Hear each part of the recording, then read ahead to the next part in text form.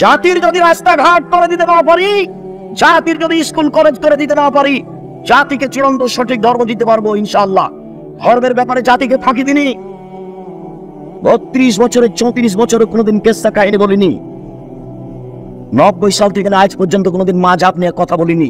পুরো জীবন চ্যালেঞ্জ করলাম, একদিন নয়, 1 ঘন্টা নয়, একটা বাক্য মাযহাব নিয়ে কোনোদিন বলিনি। ওই পাতাই পড়ি না, পাতাটা ছিঁড়ে দিয়েছি। যারা পড়ছে তারাই পড়ুক, যারা মানুষের বদনাম করছে তারাই করুক, আল্লাহ তাদের হেদায়েত দান করুক। যারা মানুষের পিছনে লেগে আছে তারাই লেগে থাক, আল্লাহ তাদের হেদায়েত দান করুক। ফেসবুকে কারোর পিছনে কিছু বলা প্রয়োজন মনে করি না, কাউকে বলিও না যে একে কিছু বলেন, ও যদি আমাকে ধুয়ে ছেড়ে দেয় আমি মুখ খুলবো না। ওর কত বড় হাইকোর্ট আর কত বড় জজ কোর্ট আমি বিচারের মাঠে দেখবো ইনশাআল্লাহ। যেদিন তার হাইকোর্ট জজ কোর্ট কিছুই থাকবে না, ফেসবুক তার জজ কোর্ট, ইউটিউব তার হাইকোর্ট, এখানে সবকিছু করে নিল। ধর্ম তো সহজ নয়। সম্মানিত দিনী ভাই বোন, আপনি দোকানে বসে আড্ডা পিটবেন, আমি আব্দুর রাজ্জাক বিন ইউসুফের কথা বলবো, তখন আপনি ভালো মানুষ, এই ধারণা আপনি করিয়েন না। এ ধারণা আপনার ঠিক নয়। আমি আপনার জন্য এসেছি, এত পথ অতিক্রম করে আমি আপনার জন্য এসেছি। আপনি কেন ওখানে থাকবেন? কি দেখাতে চান আপনি আমাকে? আপনার কাছে কি বিদ্যা আছে? আপনি আপনার পরিবারটা আমার কাছে পরিচয় দেন তো। আপনার পরিবার কি করে? কিসের বলে আপনি এত কিছু ভাবেন? কি আপনার ভাবার এমন আছে? সম্মানিত দিনী ভাই বোন, আদি ইবনে উমাইরা বলছেন যে আল্লাহর নবী বললেন, মানিস্তা মালনাহু আলা আমালিন মিনকুম, পৃথিবীর মানুষ শোনো, আমি তোমাদের যাকে বেতন দিয়ে কাজ দিই, শিক্ষক হোক, প্রিন্সিপাল হোক, সভাপতি হোক, যে কোনো লোক যে কোনো জায়গাতে বেতন পায়, তাকে আমি কাজ দিয়েছি, ফাকাতামা মিখিয়াতান ফামাফাউকাহু, সে যদি কাজে একটা সুচ আত্মসাৎ করে। সুচ বুঝেন আপনারা? সুচ আত্মসাৎ করে। সুচ তো কথা নয়, মানে ছোট থেকে ছোট, ক্ষুদ্র থেকে ক্ষুদ্র, কম থেকে কম, 1 টাকা 50 পয়সা, একটা গম, 1 টিন, একটা বস্তা, একটা কম্বল, 1 ইট, 1 টাকা। কেউ যদি সামান্য পরিমাণে আত্মসাৎ করে, ইয়াউমাল কিয়ামা, বিচার মাঠেও সেগুলি নিয়ে উপস্থিত হবে। ওর কাঁধে থাকবে টিন, ওর কাঁধে থাকবে গমের বস্তা, ওর কাঁধে থাকবে টাকা, ওর কাঁধে থাকবে গরু ছাগল। সৌদি আরবের মানুষ উট আত্মসাৎ করেছে, কাঁধে থাকবে। বাংলাদেশের মানুষ কাপড় আত্মসাৎ করেছে, কাঁধে থাকবে। টিন আত্মসাৎ করেছে, কাঁধে থাকবে। জমি জোর করে দখল করেছে, জমির নিচ থেকে খুঁড়ে তাকে করিতে বাধ্য করা হবে, উঠে কাঁধে তুলে দেওয়া হবে। এগুলো নিয়েও ঘুরবে। যদি 1 দিন ঘুরে 50,000 বছর, যদি 3 দিন ঘুরে তাহলে 1.5 লক্ষ বছর। ও তো বুঝতে পারেনি কিয়ামত কাকে বলে। খায় আর পায়খানা করে আর দিন কাটায়, মনে করে আমি কিছু। কিয়ামত এমন কিছু নয়। কবর তো কারো হাতে নেই, কিয়ামত তো কারো হাতে নেই, জাহান্নাম জান্নাত তো কারো হাতে নেই। আল্লাহ সব নিজের হাতে রেখে দিয়েছে। কেন এই কথাটা আসলো? এই বিষয়ে বিস্তারিত দেখতে চান, যে এদেরকে বলতে হবে, ইউটিউবে পাওয়া যাবে। আত্মসাৎ। সরকার যখন দেশ ছেড়ে চলে গেল এইভাবে, তখন প্রথম বক্তব্য ছিল মসজিদে জুলুম। প্রথম বক্তব্য কি ছিল? জুলুম। তারপরের বক্তব্য ছিল আত্মসাৎ। তারপরের বক্তব্য ছিল ছবি মূর্তি। বাড়িতে গিয়ে আপনার ছেলে যে পটটা, পায়খানার পটটা আছে, ওটা ঘোড়ার আকারে আছে, ওটা ভেঙে দিতে হবে আজকেই। আয়েশা রাদিয়াল্লাহু তাআলা আনহা বলেন, আল্লাহর নবী বাড়িতে ঢুকে ভেঙে দেওয়া যাবে এমন কিছু রেখে দিতেন না, ভেঙে দিতেন। আয়েশা রাদিয়াল্লাহু তাআলা আনহা বলেন, আল্লাহর নবী বাড়িতে ঢুকে এমন কিছু রাখতেন না যেটা ছিঁড়ে ফেলা যাবে, কাপড় চোপড়, সেগুলো ছিঁড়ে ফেলে দিতেন। তোমার শুধু স্কুলের ছবিটা, পাসপোর্ট সাইজের ছবিটা ব্যতীত তোমার বাড়িতে আর কোনো প্রকার ছবি মূর্তি থাকবে না। না তোমার বাপের, না তোমার মায়ের, না তোমার বন্ধুর, না তোমার বান্ধবীর, না অ্যালবামে, না বাড়িতে একটাও রাখা হবে না। রাখলে তুমি মুনাফিক, তুমি আমার বাবা ফিরিবে। তোমার মায়া ও তো অবুঝ মহিলা। তোমার নানা বিবাহ দিয়েছে, স্বামীর কাছে গেছে, সে বাচ্চা হয়ে গেছে। কিসের মা? মা কাকে বলো? জানো মা কাকে বলে? ছেলে এদিকে খেয়াল করো। আগে তোমার মাকে দেখাই মা কাকে বলে, তারপর আবার ফিরে আসছে এখানে ইনশাআল্লাহ। মা হলে 4টে জিনিস লাগে। মা হলে কয়টা জিনিস লাগে? 4টে জিনিস লাগে। জাবের বলছেন যে রাসূলের সাথে যুদ্ধ করে আমরা বাড়িতে আসছি, তো মদিনায় ঢুকবো। আল্লাহ রাসূল বলেন, এই থামো থামো থামো, রাতে এখানে থাকবো, সকালে বাড়িতে যাও। তো আমি জাবের বললাম, আল্লাহর নবী, আমি নতুন বিবাহ করেছি, আমাকে বাড়ি যেতে দেন। তো আল্লাহ রাসূল বলছিল, হ তুমি নতুন বিবাহ করেছো, তুমি কুমারী মেয়ে বিবাহ করেছো না তালাক প্রাপ্ত মেয়ে বিবাহ করেছো? তো জাবের বললেন, আল্লাহ রাসূল, আমি তালাক প্রাপ্ত মেয়ে বিবাহ করেছি। তো রাসূল সাল্লাল্লাহু আলাইহি ওয়াসাল্লাম বলেন, আচ্ছা জাবের, তুমি কুমারী মেয়ে কেন বিবাহ করলে না? তুমি তার সাথে খেলতো, তোমার সাথে খেলতো, তুমি তার সাথে খেলতো, তোমার সাথে খেলতো। তখন জাবের রাদিয়াল্লাহু আনহু বলছেন, আল্লাহর নবী, আমার বাপ ওহিদের যুদ্ধে শহীদ হয়েছেন, আমার পিতা ওহুদের যুদ্ধে শহীদ হয়েছেন 9 জন মেয়ে রেখে। কয়জন? 9 জন মেয়ে রেখে। আকরাহু আন উযাব্বিজা মিসলাহুন্না, আমার বোনদের সমবয়সের মেয়ে আমি বিবাহ করা পছন্দ করিনি 4টা কারণে। আমার বোনদের সমবয়সের মেয়েকে বিবাহ করা পছন্দ করিনি 4টা কারণে। আমার বোনদের সমবয়সের মেয়েকে বিবাহ করা পছন্দ করিনি 4টা কারণে। এক, লিতুআল্লিমাহুন্না, তালাক প্রাপ্তা বুদ্ধিমতী বড় মেয়ে বিবাহ করেছি যাতে করে আমার বোনদেরকে বিদ্যা শিখাতে পারে। 2, তুআদ্দিবাহুন্না, যাতে করে আমার স্ত্রী আমার বোনদেরকে শিষ্টাচার শিখাতে পারে। এই ছেলে, তোমার মায়ের কাছে এখানে একটু কথা বলি। তোমার মা প্লেট কিনেছে, তাতে আছে চিংড়ি মাছ, প্লেটের নিচে আছে সব চিংড়ি মাছ। বলো তো তোমার মা কি শিষ্টাচার জানে? তোমার মা একটা তরকারির বাটি কিনেছে, ওটা হলো কাতল মাছ। তোমার মা একটা আয়না নিয়েছে, আয়নাটা হলো রুই মাছ। তোমার মা তোমার ছোট বোনের ছোট ভাইয়ের জন্য কাপড় কিনেছে, সবই কার্টনে পূর্ণ। কথা বোঝা যায় না মনে হয়? এ মা নয়, এ জানে না মা কাকে বলে। আমাদের বাড়িতে তো কার্টনের জামাটা হয় ফিরিয়ে দেওয়া হবে, না হয় কার্টনটা খুলে দেওয়া হবে, না হয় কাপড়টা জ্বালিয়ে দেওয়া হবে। হয় কাপড়টা ফিরিয়ে দেওয়া হবে, না হয় কার্টনটা তুলে ফেলা হবে, না হয় সেটা জ্বালিয়ে দেওয়া হবে। এটা তো আমাদের বাসায় থাকতে পারে না। তোমাদের বাসাতে কার্টন পূর্ণ কাপড় তোমার গায়ে এখনই আছে। তোমার মা শিষ্টাচার জানে কে বলেছে? তোমার নানা তোমার মায়ের বিবাহ দিয়েছে, ও স্বামীর কাছে গেছে, তাই বাচ্চা হয়েছে। সেই জন্য মা কাকে বলে তার জানা নাই। এক, বাচ্চাকে বিদ্যা শিখাতে হবে, তার নাম মা। 2, বাচ্চাকে শিষ্টাচার শিখাতে হবে, তার নাম মা। 3, বাচ্চাকে সাজগোজ করে পরিপাটি করে ঝকঝক করে রাখতে হবে, তার নাম মা। তুআদ্দিবাহুন্না, আমি বেশি বয়সের মেয়ে বিবাহ করেছি তালাক প্রাপ্তা, যাতে করে আমার বোনদের মাথার চুল সাজগোজ করে চিরুনি করে সুন্দর করে রাখতে পারে। তোমার মা মানে ছোট প্যান্টটা টাকনোর নিচে আছে, এটা পরাতে পারে না, প্যান্টটা কেটে ছোট করবে, তার নাম মা। তোমার ভাইয়ের কাপড়গুলো ময়লা হয়ে আছে, পরিষ্কার করে রাখবে, তার নাম মা। বলো তো তোমার মা যখন তোমার ছোট ভাইটার গায়ে কাপড়টা দিবে, তখন কোন হাতখানা আগে ঢোকাবে? শিষ্টাচার, পরিপাটি করে রাখবে আমার বোনদেরকে। 4, তাকওয়া আলাইহিন্না, আমার স্ত্রী যেন আমার বোনদেরকে পাহারা দিতে পারে, সেই জন্য তালাক প্রাপ্তা বেশি বয়সের মহিলা বিবাহ করেছি। হাদিস তো বুখারী মুসলিম। কি বিবেচনা করবেন? কি বিবেচনা আছে আপনার কাছে? 4টে জিনিস আছে যে মহিলার কাছে, সে হলো মা। আর যদি এরকম না থাকে তো মা না হলো হস্তিনী মা। ও হলো হস্তিনী মা। ও সংসার ধুয়ে ছেড়ে দিবে, হয় মানুষকে বিলিয়ে দিবে, নাহলে বন্ধু বান্ধবকে দিয়ে দিবে, আর নাহলে ভাই ভাতিজারাকে দিয়ে দিবে। সংসার কন্ট্রোল করতে পারবে না, ও হলো হস্তিনী মা।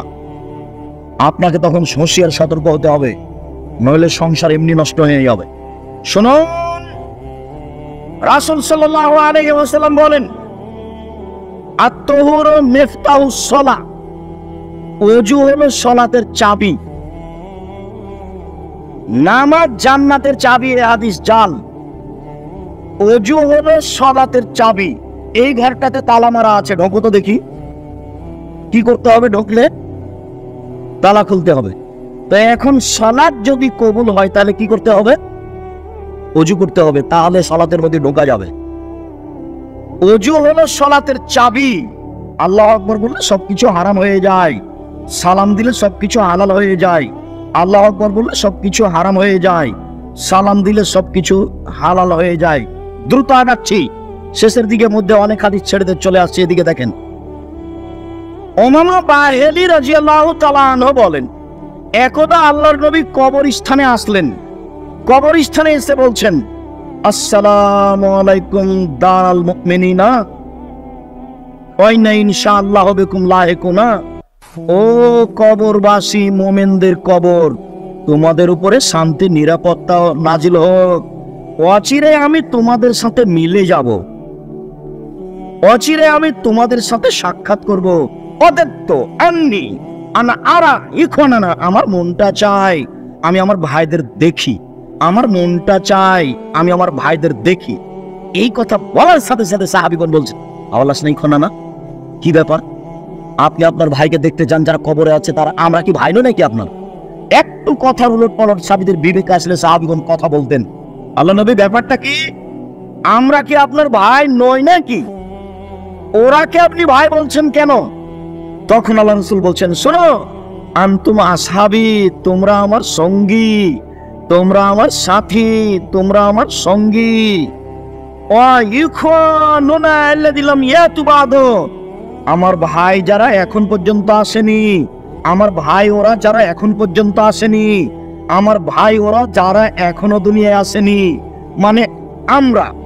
তখন একজন সাহাবী বলছেন, কাইফা তারিফু, আপনি আমাদের কিভাবে চিনবেন? কিভাবে চিনবেন যারা আসেনি তারা আপনার ভাইটা কিভাবে চিনবেন? তখন আল্লাহ রাসূল বলছেন, শোনো, তোমার মতামত কি? একটা লোকের যদি ঘোড়া থাকে, কপাল সাদা হাঁটু সাদা লাল, কপাল সাদা হাঁটু সাদা পা সাদা, হাজার হাজার একেবারে বিকট কালো উটের মাঝে, ঘোড়ার মাঝে সব ঘোড়াগুলি কালো, আর একটা আছে সাদা লাল, মালিককে এটা চিনতে পারবে? জি হ্যাঁ, চিনতে পারবে, খুব চিনতে পারবে। শোনো, ইন্না উম্মতি ইয়াতুনা ইয়াউমাল কিয়ামা বিআসারি সুজুদে গুরান মুহাজ্জালিনা, আমার উম্মত বিচারের মাঠে আসবে যখন তখন ওজুর জায়গাগুলি চকমক চকমক করবে, আমি দেখে চিনে নিব। আমার উম্মত যখন বিচারের মাঠে আসবে তখন তাদের ওজুর জায়গাগুলি চকমক চকমক করবে, আমি দেখে চিনে নিব। আল্লাহু আহাদুন, পৃথিবীতে আর কারো এমন হবে না, মানে অতীতে যত নবী গেছেন কারো উম্মত এরকম হবে না। ওজুর চিহ্ন। বারা ইবনে আযিব রাদিয়াল্লাহু তাআলা আনহু বলেন, রাসূল সাল্লাল্লাহু আলাইহি সাল্লাম একথা বললেন, শোনো, আনা আউয়ালু মা ইউজানা লিসুজুদে, আমি প্রথম ব্যক্তি যাকে বিচারের মাঠে সিজদা করতে বলা হবে। আনা আউয়ালু মাই ইউমারা ইয়ারফারাসাহু, আমি প্রথম ব্যক্তি যাকে সিজদা থেকে মাথা উঠাতে বলা হবে। আমি যখন সিজদায় পড়ে যাব বিচারের মাঠে, আমি প্রথম ব্যক্তি, তখন আল্লাহ আমাকে বলবেন মাথা উঠান, যাহাই বলিবেন তাহাই শুনিব, যাহাই বলিবেন তাহাই শুনিব, যা চাইবেন তাই দিব, যে কথা বলবেন সেটা গ্রহণ করব, মাথা উঠান। মাথা উঠিয়ে আমি দেখব, আমার উম্মতকে চিনে নিব, সামনে যেমন চিনব, বামে তেমন চিনব, বামে তেমন চিনব, পিছনে তেমন চিনব। সাহাবী বললেন, কাইফা তারিফ, কিভাবে চিনবেন? মিন উম্মাতে নূহ ইলা উম্মাতে, নূহ আলাইহিস সালাম থেকে নিয়ে এখন পর্যন্ত কত মানুষ এসেছে, কত মানুষ আছে, কত মানুষ আসবে, আপনি কিভাবে চিনবেন? তখন তিনি বললেন, ইন্না উম্মাতি ইয়াতুনা ইয়াউমাল কিয়ামা গুরান মুহাজ্জালিনা মিন আসারিল উজুহে, বিচারের মাঠে আমার উম্মত আসবে ওজুর জায়গাগুলি চকমকে অবস্থায়। এক, দুই, ওয়া ইউতা উম্মতি আমালাহুম বিল আইমান, আমার উম্মতকে ডান হাতে খাতা দেওয়া হবে, দেখে চিনে নিব, এমনটা কারো হবে না। তিন, তাসা বাইনাহুম যুরিয়াতুহুম, আমার উম্মতের যারা ছোট ছোট ছেলে মেয়ে মারা গেছে, বাপের মায়ের সামনে তারা ছুটাছুটি করবে, এইটা দেখে চিনে নিব এগুলি আমার উম্মত। এক, ওজুর চিহ্ন দেখে। দুই, ডান হাতে আমল নামা দেখে। তিন, আমার উম্মতের ছেলে মেয়েরা যেগুলো ছোট অবস্থায় মারা গেছে, ওরা তাদের সামনে ছুটাছুটি করবে, এইটা দেখে আমি চিনে নেব এগুলি আমার উম্মত। এই জন্য ছেলে মেয়ে বেশি নিতে হবে, ছেলে মেয়ে কম নিলে ইহকালে লস, ছেলে মেয়ে কম নিলে পরকালে লস। ছেলে মেয়ে কম নিলে ইহকালে লস, মানে একটাই ছেলে তো একটা টাকা ইনকাম করবে, আর ছেলে যদি 5টা হয়, একটা লন্ডনে, একটা আমেরিকা, একটা ঢাকা, একটা চট্টগ্রামে, তো চট্টগ্রামের বলছে আম্মা আপনি এখানে চলে আসেন, আম্মা আপনি এখানে আসেন। তো ঢাকা বলছে ওখানে যাবে কেন রে, ঢাকা আসবে আমার কাছে থাকবে। তো লন্ডনওয়ালা বলছে তোরা কি পেয়েছিস, আম্মা আমার কাছে আসবে। তার সম্মান দেখছেন। আর একটা ছেলে দুনিয়ার শয়তান, বলছে মাকে বলছে তুই বের হয়ে যা, তোকে বাড়িতে রাখবো না। ছেলে বলছে ছেলে মেয়ে বেশি হলে পরকালে লাভ। কিভাবে? যেগুলো ছেলে মেয়ে মারা গেছে সেগুলো আপনার আগে থাকবে, 1। 2 হলে যতক্ষণ পর্যন্ত আপনার জান্নাত ঘোষণা না হয়েছে ততক্ষণ পর্যন্ত ওই ছেলে মেয়ে আপনার কাছ থেকে যাবে না। 3, মেয়ে যদি 2টাই হয়, লালন পালনে 2টাই মেয়ে, তাহলে বাপ আর মেয়ে, বাপ আর আল্লাহর নবী একসাথে জান্নাতে এভাবে থাকবেন। এই 2টা আঙ্গুল দেখালেন এবং জমা করে দেখালেন। এই ছেলে শোনো, ভাইজান আপনি শুনেন, মুরব্বি একটু খেয়াল করেন। আল্লাহ নবী বলছেন কেউ যদি ইয়াতিমের লালন পালন করে, ইয়াতিম, তাহলে ওই লোকটা যে ইয়াতিমের লালন পালন করেছে সে আর আমি মুহাম্মদ সাল্লাল্লাহু আলাইহি ওয়াসাল্লাম জান্নাতে থাকবে একসাথে, তবে একটু ফাঁকা। আর কেউ যদি 2টা মেয়ের লালন পালন করে বিবাহ শাদী দিয়ে দেয়, সেই বাপ আর আমি জান্নাতে থাকবো একসাথে। কথাটা বলতে না বলতে আর একটা কথা এসে মাথায় ঢুকলো, সেটা বলি, না হলে মানাচ্ছে না। সেটা হলো একজন সাহাবী বলছেন আমি রাসূলের সাথে রাতে ছিলাম, এখন ঘুমাতে যাব, তো মেশক আর অজুর পানি নিয়ে এসে বলল এই নেন মেশক আর অজুর পানি। আল্লাহ রাসূল দেখে খুশি হয়ে গেছে, বাহ তোমার তো বুদ্ধি ভালো আছে, কি চাও একটু চাও তো, কি চাও? খুশি হয়ে বলছেন আল্লাহ নবী। তো সাহাবী বলছেন আপনার সাথে জান্নাতে থাকতে চাই। তখন আল্লাহ রাসূল বলছেন না না না, এটা নয়, এটা নয়, এটা নয়, অন্য কিছু বলো, অন্য কিছু বলো। তখন সাহাবী বলছেন ওইটাই চাই, জান্নাতে আপনার সাথে থাকতে চাই। তখন আল্লাহ রাসূল বলছেন আইনি আলা বিকাসরাতিস সুজুদ, আমি এমনি পারবো না যে, তাহলে তুমি আমাকে সাহায্য করো, রাতে তাহাজ্জুদ পড়ো। রাতে তাহাজ্জুদ না পড়ে কেউ আমার সাথে জান্নাতে থাকবে এটা হবে না। অথচ এখানে আল্লাহ নবী বলছেন কেউ যদি 2টা মেয়ের লালন পালন করে সেই বাপ আর আমি জান্নাতে এভাবে থাকবো, আর এতিমের লালন পালন করলে জান্নাতে এভাবে থাকবো। জান্নাতে থাকার একটা পথ, 2টা মেয়ে। এবার মেয়ের কথাটা এখানে শেষ করি। আল্লাহ নবী বলছেন কেউ যদি 3টা মেয়ে লালন পালন করে, শিষ্টাচার শিখিয়ে দেয়, বিদ্যা শিখিয়ে দেয়, তাহলে বিচারের মাঠে ওইদিকে থাকবে জাহান্নাম আর এইদিকে থাকবে বাপ, আর মেয়ে 3টা হবে কুল্লাহু সিতরান মিনান নার, জাহান্নামে না যাওয়ার জন্য অন্তরাল। মধ্যে থাকবে 3টা মেয়ে, ওদিকে কি আছে? জাহান্নাম, আর এদিকে কি আছে? পিতে, আর মধ্যে আছে 3টা মেয়ে। তার আগে ফায়সালা হোক যে আমার বাপ জান্নাতে যাবে, তারপরে সরব, রচনা নয়, এর নাম মেয়ে।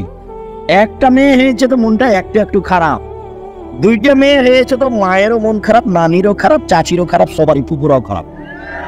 দাদি বলছে কি করবি, কি করবি, একটা ডিপিএস খোল, একটা কি করবি, কেমন করে বিপদ দিবি, ডিপিএস খোল একটা, দাদি বলছে। আর 3টে যদি হয় তখন বলছে বউ তালাক দিতে হবে। তো তোমারই তো স্বভাব খারাপ, তুমি তো আল্লাহকে কিছু বলো না, তোমার তো হিসাব নাই, তোমার বউ এতে কি দায়ী হলো? হ্যাঁ, এ কি মগের মূল্য? এগুলো কি কারো ব্যক্তিগত ব্যাপার? তুমি তোমার বউয়ের উপরে মন খারাপ করো কেন? 3টা মেয়ে যদি কেউ লালন পালন করে, মনে রেখো ভুলে যায় না ভাইজান, আপনি ভুলবেন না। এ দেখেন 3টা মেয়ে লালন পালন হলে এরকম হবে, ওইদিকে আছে জাহান্নাম, এদিকে আছে তার পিতার, মধ্যে আছে 3টা মেয়ে। 10টা ছেলেকে মাস্টার ডিগ্রি পাস করিয়ে সর্বোচ্চ বিদ্যান করে দিলে আপনার 1 পয়সা লাভের কথা আল্লাহ নবী বলেন। তো পড়াবেন কেন? জন্ম দিয়েছেন এই জন্য। জন্ম দিলে নাম রাখতে হবে কেন? জন্ম দিয়েছেন এই জন্য। 7 দিনের দিন আকিকা দিবেন কেন? জন্ম দিয়েছেন এই জন্য। খাতনা দিবেন কেন? মুসলমানি খাতনা বুঝেন আপনারা, খাতনা দিবেন কেন? জন্ম দিয়েছেন এই জন্য। পড়াবেন কেন? জন্ম দিয়েছেন এই জন্য। ওটা আল্লাহ রাসূল চাপিয়ে দিয়েছে আপনার উপর, এগুলো সব আপনাকে করতে হবে। 14 দিনে আকিকা দেওয়া যায় না, 21 দিনে আকিকা দেওয়া যায় না, জীবনে একদিন দেওয়া যায় না, এগুলোর সাথে কোনো সম্পর্ক নাই। 7 দিনের দিনই দিতে হবে আকিকা, ছাগল আধা মরা হোক নাই কান কাটা হোক, খালি জানটা থাকলে। আর যখন কুরবানি, তখন গরু তাজা, শিং আছে কিনা, দাঁত আছে কিনা, মোটা তাজা কিনা, দেখতে সুন্দর কিনা, ওটা ছিল নেকির ব্যাপার। এটা হলো যে বাপের জিম্মেদারি, ওটা ছিল নেকির ব্যাপার। টাকা থাকলে করবে, আর এটা টাকা না থাকলে যদি ভিক্ষা করে খায় তবু করতে হবে। আকিকা বাপকে ভিক্ষা করে খেলো দিতে হবে, বুঝেননি কথা? এটা বাপের জিম্মেদারি, সারাদিন ভিক্ষা করবে। ভিক্ষা করে 5-7 টাকা করে, নাহলে কার কাছে কর্জ নিয়ে বাজারে গিয়ে একটা কানা ছাগল কিনবে, কানা ন্যাংরা, নাহলে একটা ভেড়া, ভেড়া বুঝুন আপনারা, ভেড়া কিনবেন। 7 দিনের দিন বাপকে আকিকা দিতেই হবে, যে কোনো মূল্যে দিতে হবে।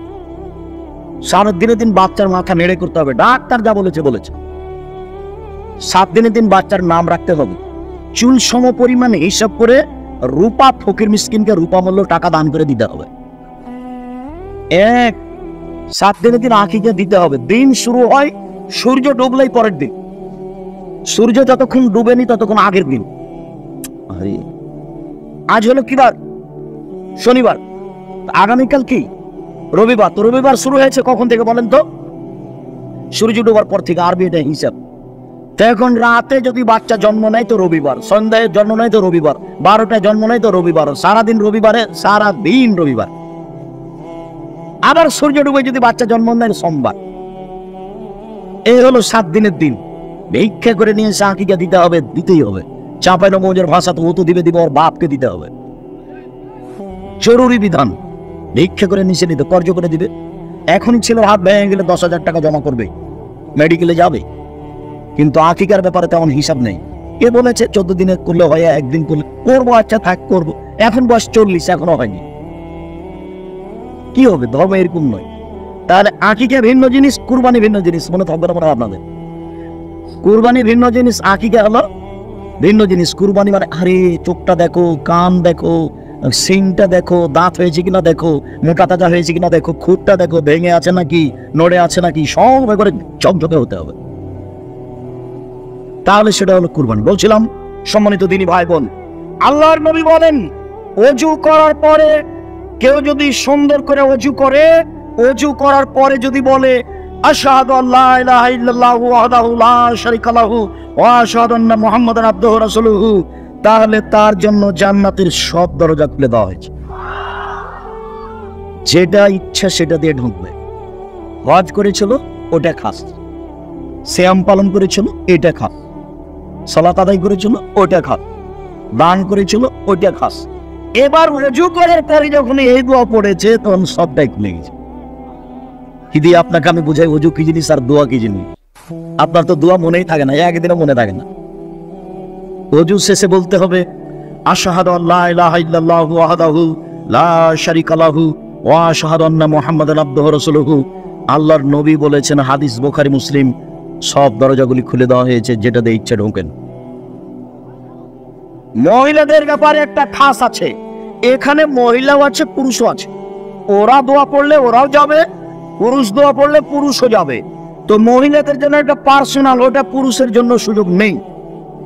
সেটা হলো এই, আল্লাহ নবী বলছেন, কোন মহিলা যদি 5 ওয়াক্ত সালাত আদায় করে, 1, রমজান মাসে সিয়াম পালন করে, 2,